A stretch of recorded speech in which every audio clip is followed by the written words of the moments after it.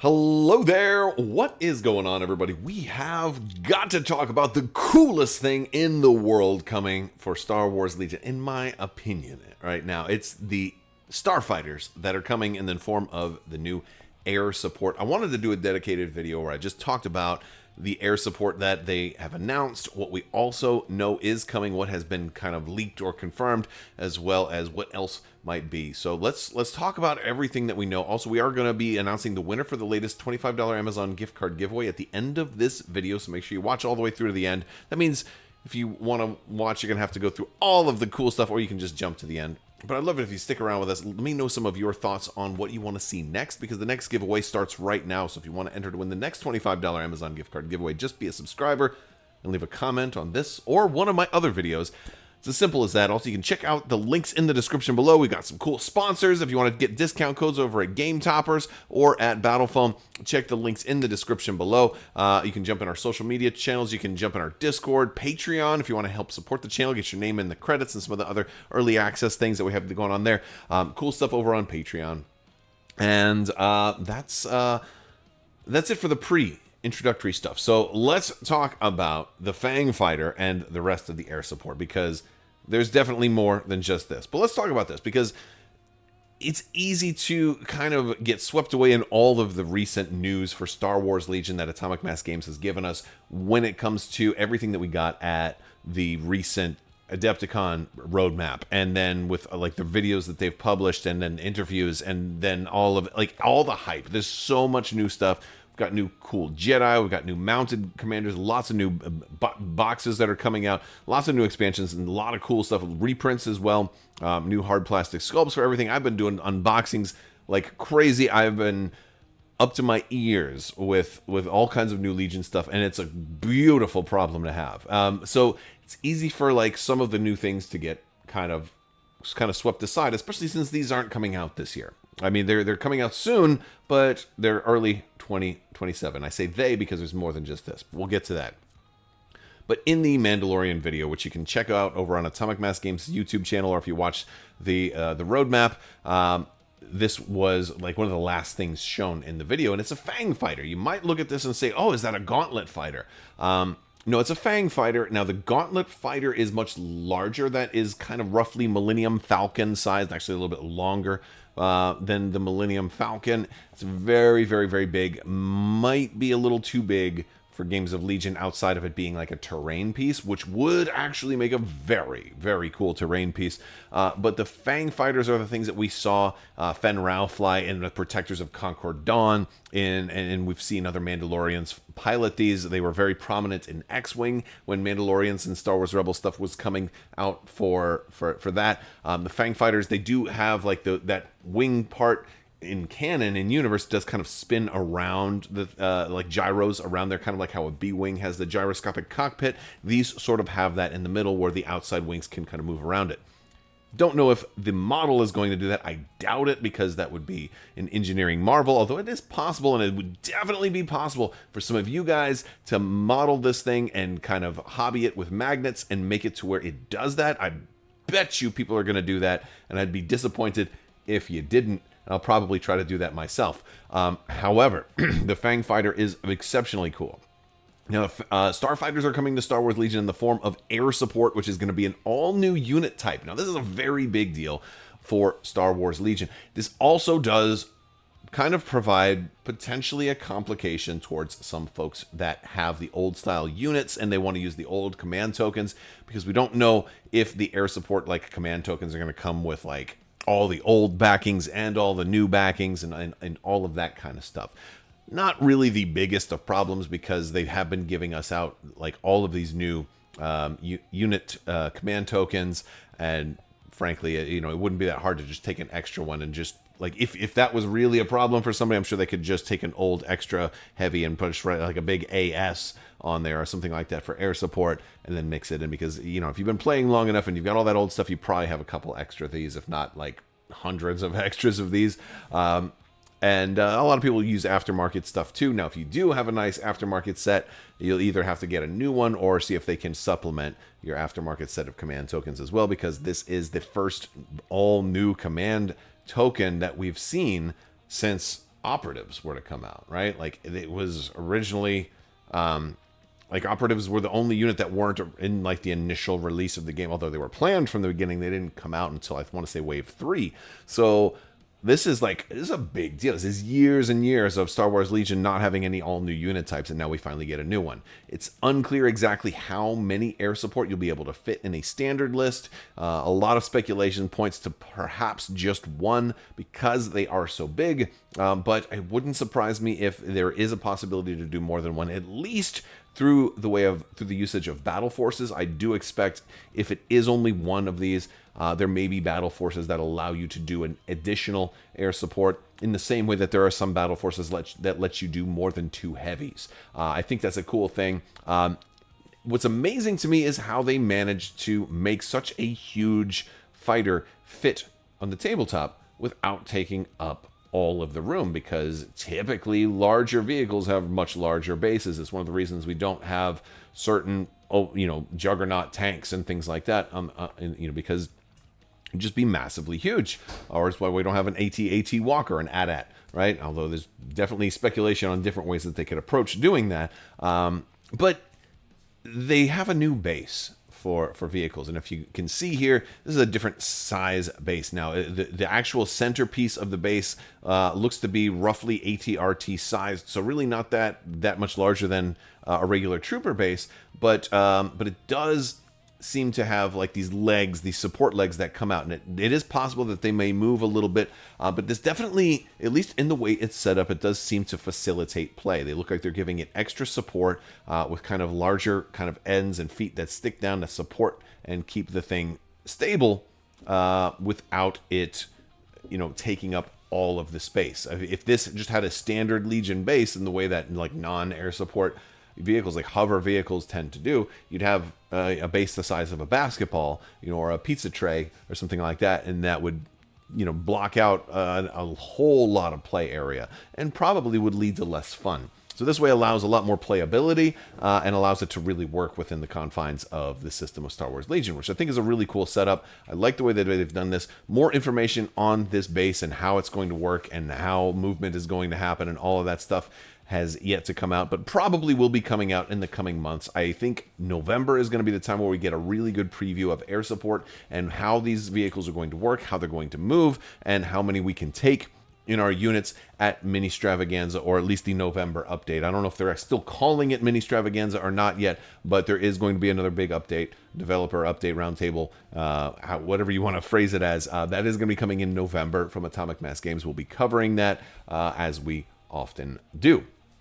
So this is exciting to me because, again, this is huge stuff. Now, I did say they are coming in first quarter 2027. That's at least the planned date for right now. Of course, these are always subject to change, especially with something this big. There's all the chances in the world that something could push it back. So if that happens, be prepared. But so far, AMG has really been meeting their projected timelines. So I'm inclined to believe that that quarter one is a very real possibility. Now, due to some leaks from the Canadian Asmodee site, we did also learn about some of the other things that are coming. Now, it was clear that X-Wings were definitely coming because of there was a graphic that showed an X-Wing when they announced the air support was going to be coming. So that is a very cool thing. Of course, the Rebels are going to be getting an X-Wing, and it looks like every faction, or at least of the original 4 factions, are going to be getting access to a fighter. It also remains to be seen if, like, Shadow Collective is going to have access to a Fang, which might be possible, or it might just be one of those things that, no, Shadow Collective doesn't have air support. They're less of a standing army. They're more of a underground unit, and they just don't have those kind of resources. Even though we know that they do have certain aircraft, they just don't have an army of X-Wings to be able to call on, right? So, but yeah, it does look like the Republic is going to be getting a V-Wing, which is an interesting choice, and the Vulture droids for the Separatist. What wasn't leaked was the Empire, although it is assumed that it's likely going to be a TIE fighter. That would make the most sense, especially if you're going to have an X-Wing for the Rebels. You kind of have to have a TIE fighter for the Empire. Or maybe a TIE bomber, but I think if you had a Y-wing for the Rebels, then I would maybe say a TIE bomber. But it definitely seems like it's going to be an X-wing and a TIE fighter, and then a V-wing and a Vulture droid, which is a really cool thing because it does make me wonder what alternative ways we can use these. Again, if they're going to have options, like would you have we have pilot cards for these. They did give us a quote from Wedge Antilles when they showed us the initial graphic. I said Red 2 standing by, quoted for Wedge Antilles when they initially showed us that graphic for the air support command token. So it does kind of make you think, oh, is there going to be a Wedge pilot card? Are they going to do pilot cards? Are we going to see Fen Rao? Are we going to see multiple different Mandalorian pilot options? That'd be a way to include more Mandalorians in the new Mandalorian options. And I think that's a very real possibility. And if they're going to do Vulture droids, maybe you don't have pilot cards for Vulture droids. How can you make each of these air supports and their faction identities stand out differently? Maybe it's possible that Vulture droids will be able to transform and walk around. I think that'd be a really cool thing. If you've been following Star Wars Legion for years, you'll know that this was something that, going all the way back to the Fantasy Flight days, that Alex Davey and Luke Eddy used to talk about wanting to do, was Vulture droids walking around. So I think this has always been something that was planned, always something that would be really cool to do, and finally it's the time to make this happen. I don't know if the Vulture droids will be able to actually do this, if they will transform, if they'll be able to do those type of things, because if they could, that would almost mean that they were hovering. And that also begs the question of what other types of air support will we see? Because if we're going to be able to see these things zipping around the battlefield, and that is kind of how they've been described, is that they're not going to just like stand there and hover. Like, they're going across fast. They may not be on the battlefield for the entire game. They may not, be like a snow speed. And that also begs the question people have said, well, what about snow speeders? Is that, aren't snow speeders basically air support? Shouldn't they also be flying just as fast as an X-Wing would that's doing like a bombing run or an attack run on the battlefield? And, this was something that was kind of talked about. I know when I was able to talk to the Wills out at Adepticon, it definitely seems like that was kind of where they drew the line on what constitutes air support versus what constitutes everything else. And they said snow speeder is about as fast as you can go before you become air support. And I think that that's a pretty good, reasonable way to go, considering snow speeders have been in the game since its initial wave. So that is cool. But what else might they do? An interesting thing is, based on my talks with developers, talks with AMG, and talks with a lot of people in the industry, it doesn't seem like anything is really off limits. So we could potentially do some things that are a little bit larger, but it always depends on consumer demand and public support. If these air supports come out and nobody buys them, then they might not make any more. But if these air supports do come out and there's a huge critical acclaim, people are buying them and they're selling out left and right, then that tells them to make more and maybe potentially try more stuff, especially if there's a lot of demand for it. So if they are very successful, which I hope they are, because it sounds like it'd be really fun, I'd love to see some things that are a little bit larger that seem like they could work really, really well in the game, like the HMP gunship for Separatists. I mean, this is just a very, very cool thing. We've already got art for this, that used to show up in the attack protocols and the different protocols that we used to have.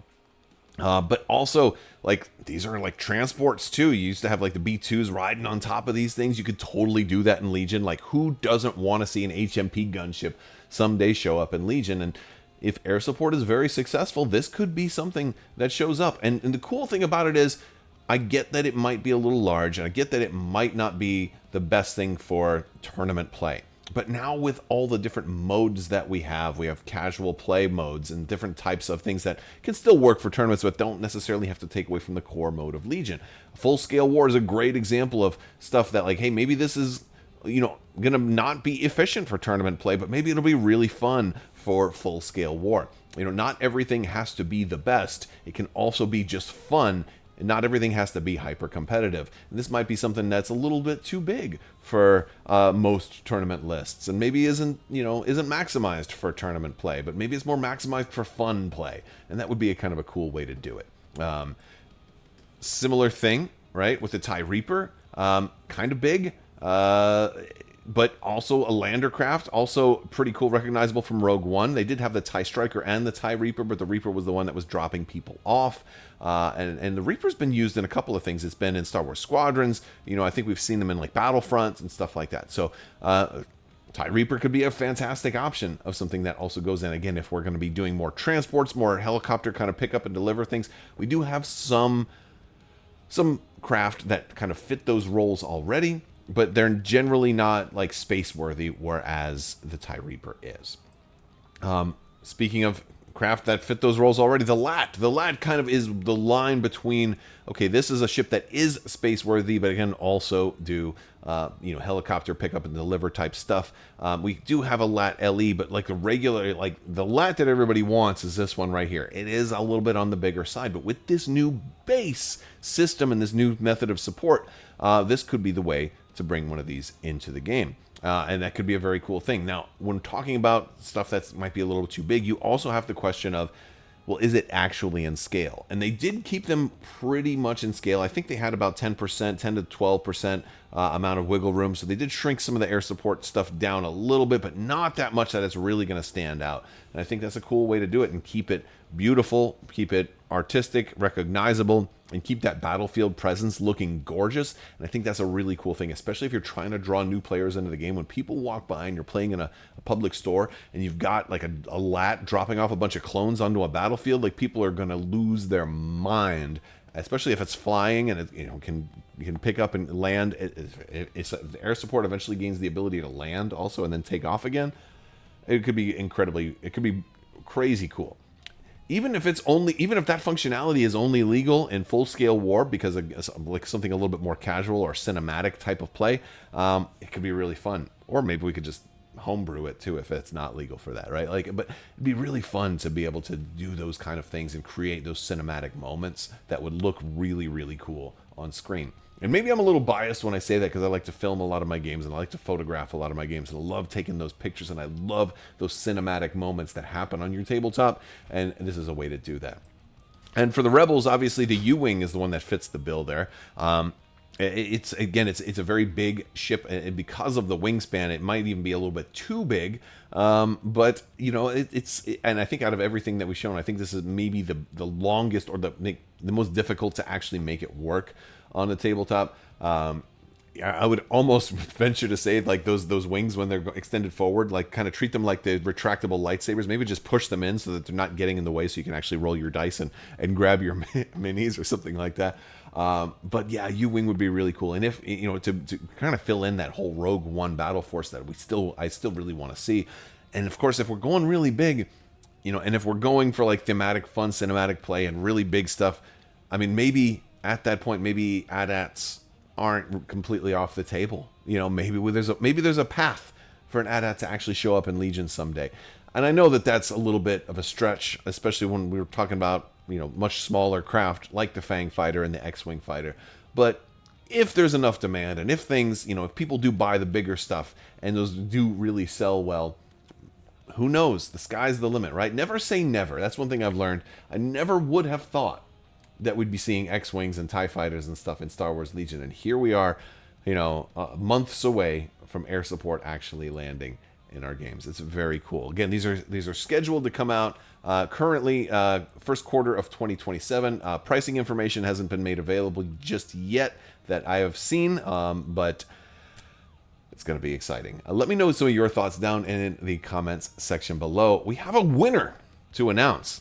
Today's winner for the $25 Amazon gift card is going to be Airborne Delta 4478. Congratulations. Go ahead and shoot me an email at mailcrabbok@gmail.com and I'll get you squared away. If you did not win, don't worry. We're starting another giveaway right now, and that's going to do it for today's video. I want to thank you all so much for watching. Big thanks to my patrons. You guys, patrons, absolutely incredible. Thank you so much for your continued support. I will talk to you soon. May the Force be with you. Live long and prosper. Be excellent to each other. Party on, dudes. So say we all. And always wash your socks.